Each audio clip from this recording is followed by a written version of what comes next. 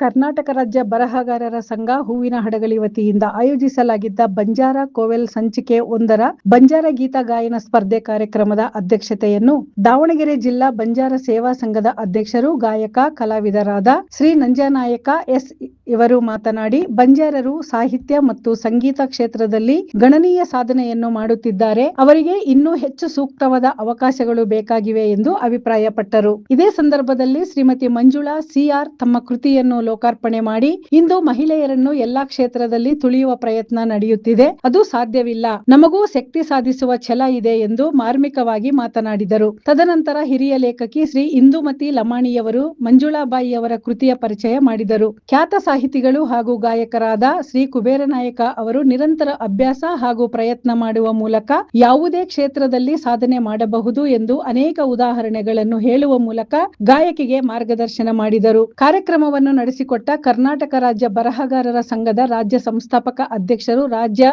ಅತ್ಯುತ್ತಮ ಶಿಕ್ಷಕ ಪ್ರಶಸ್ತಿ ಪುರಸ್ಕೃತರು ಹಾಗೂ ಖ್ಯಾತ ಸಾಹಿತಿಗಳಾದ ಮಧು ನಾಯಕ ಲಂಬಾಣಿಯವರು ಎಲ್ಲಾ ಗಾಯಕರು ಹಿರಿಯರ ಮಾರ್ಗದರ್ಶನ ಪಡೆದು ಮುಂದೆ ಸಾಗಬೇಕು ಎಂದರು.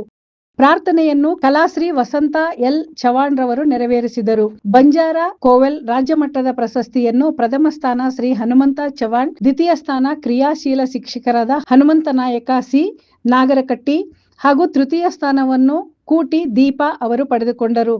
ಎಲ್ಲಾ ಪ್ರೇಕ್ಷಕರು ಈ ಸರಳ ಸುಂದರ ಕಾರ್ಯಕ್ರಮವನ್ನು ಕುರಿತು ಹೆಮ್ಮೆಯಿಂದ ಹೊಗಳಿ ಕೊಂಡಾಡಿದರು.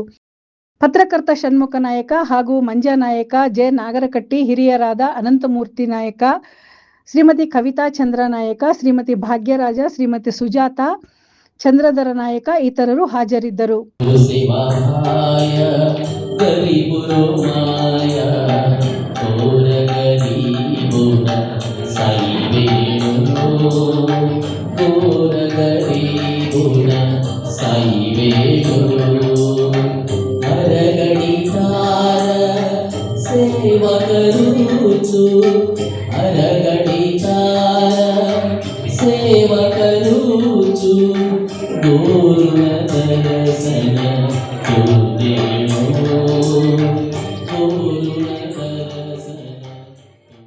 ವರದಿ ಷಣ್ಮುಖ್ ನಾಯಕ್, ದಾವಣಗೆರೆ.